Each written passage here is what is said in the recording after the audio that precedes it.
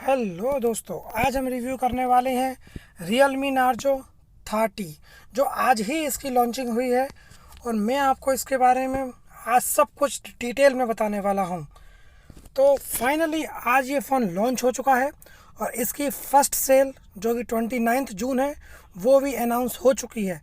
लेकिन यदि आप इसको लेने की सोच रहे हैं तो कुछ बातें आपको आज जान लेनी चाहिए।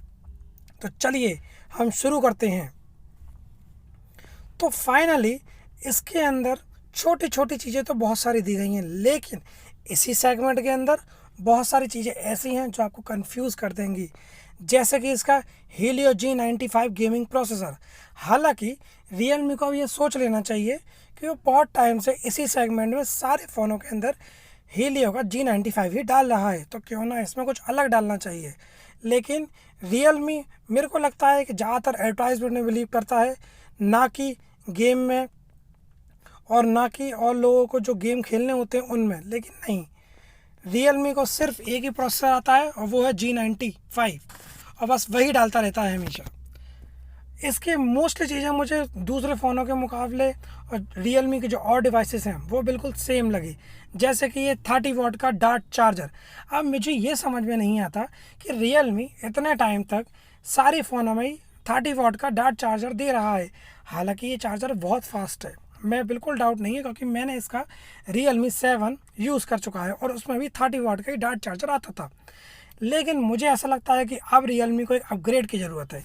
खैर, हम इसकी और भी बातें जान लेते हैं, क्योंकि जो लोग ये फ़ोन लेना चाहते हैं उन लोगों को समझ लेना चाहिए कि इसमें क्या क्या चीज़ें अच्छी हैं और क्या क्या चीज़ों की वजह से उसको नहीं लेना चाहिए। वैसे तो इसमें सारी ही चीज़ें अच्छी हैं, लेकिन कुछ चीज़ों ने मुझे डिसअपॉइंट किया है। तो चलिए शुरू करते हैं। तो हालांकि Realme ने इसके आज दो वेरिएंट अनाउंस किए हैं, एक है 4GB वाला, एक है 6GB। जो 4GB वाला है उतार रहा है 12,000 रुपये में। मतलब इसकी अगर एक्यूरेट MRP की बात करें जो कि है 11,999, और जो 6GB वाला वेरिएंट है वो आता है लगभग 14,000 रुपये में, जिसकी एक्यूरेट MRP की बात करें तो ₹1 कम 13,999। अब बात करते हैं इसके कैमरा सेटअप की। कैमरा सेटअप में मुझे ज़्यादा अच्छा तो नहीं लगा है। क्यों? क्योंकि ये 48 मेगापिक्सल का कैमरा तो ठीक है, लेकिन बाकी के ये जो कह रहा है ट्रिपल कैमरा, वो ट्रिपल कैमरा उस लेवल की है ही नहीं जिस लेवल का ये अनाउंस कर रहे हैं। क्योंकि बाकी ये कैमरे की क्वालिटी बिल्कुल अच्छी नहीं है, और जब हैंड में आएगा तब आप खुद देखेंगे कि इसके जो बाकी के कैमरे हैं वो बिल्कुल भी अच्छे नहीं होंगे। ओनली जो इसका मेन हाईलाइट रहेगा वो होगा 48 मेगापिक्सल का ट्रिपल कैमरा।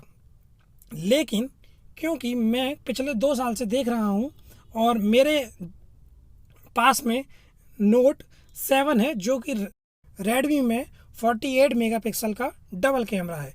लेकिन रेडमी का जो 48 मेगापिक्सल का कैमरा वो उतनी अच्छी क्वालिटी नहीं दे सकता जितना आपको Realme का कैमरा दे सकता है।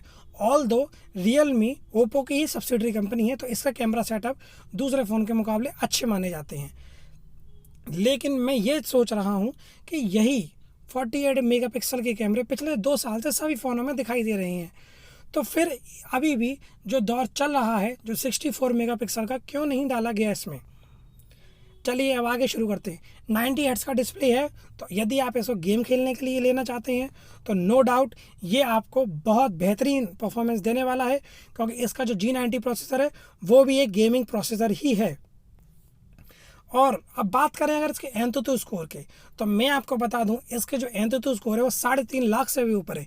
मतलब अगर आप इसकी तुलना लगभग अगर करते हैं स्नैपड्रैगन 720 से, तो ये आपको 720 से भी ऊपर की परफॉर्मेंस देने वाला है।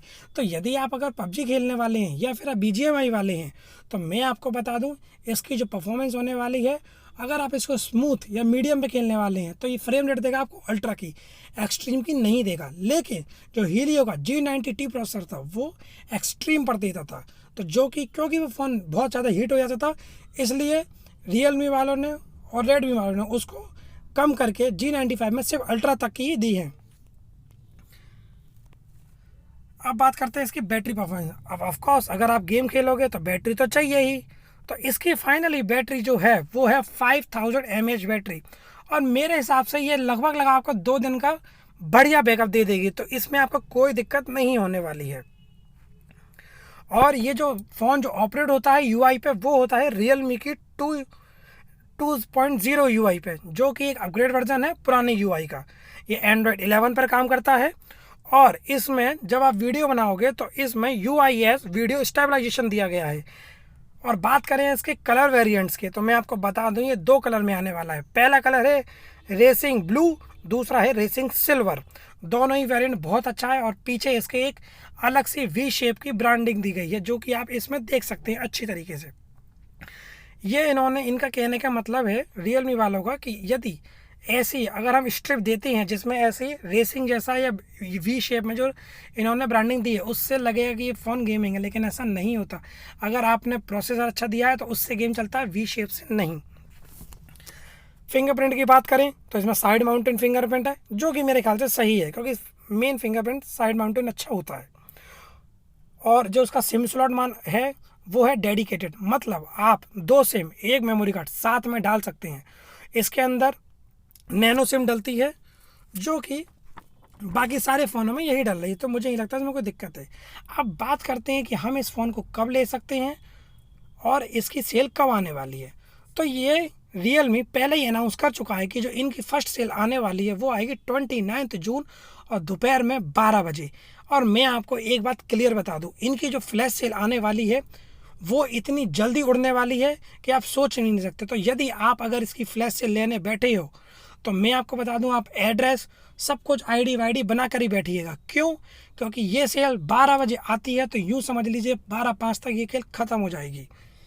तो जैसे ये सेल ख़त्म हो जाएगी फिर आपकी इंतज़ार करना पड़ेगा नेक्स्ट सेल का। और बता दूं, इसकी जो प्राइस रखी गई है 11,999 एंड 13,999, ये प्राइस सिर्फ और सिर्फ फर्स्ट सेल के लिए। सेकंड सेल के लिए हो सकते हैं ये लोग अपनी प्राइसेस बढ़ा दें, क्योंकि आप इसमें देख सकते हैं कि इसकी जो MRP है वो 4GB वाले वेरिएंट के लिए बताई गई है 12,499 एंड 6GB वेरिएंट के लिए बताई गई है 14,499। तो इसकी प्राइस बढ़ सकती है। तो यदि आप इसको लेना चाहते हैं तो मैं ये बोलूँगा फर्स्ट सेल में ही लें, और जब ये इन हैंड आ जाएगा तब इसके और भी रिव्यूज़ आ जाएंगे, तब आप इसको अच्छे से देख सकते हैं।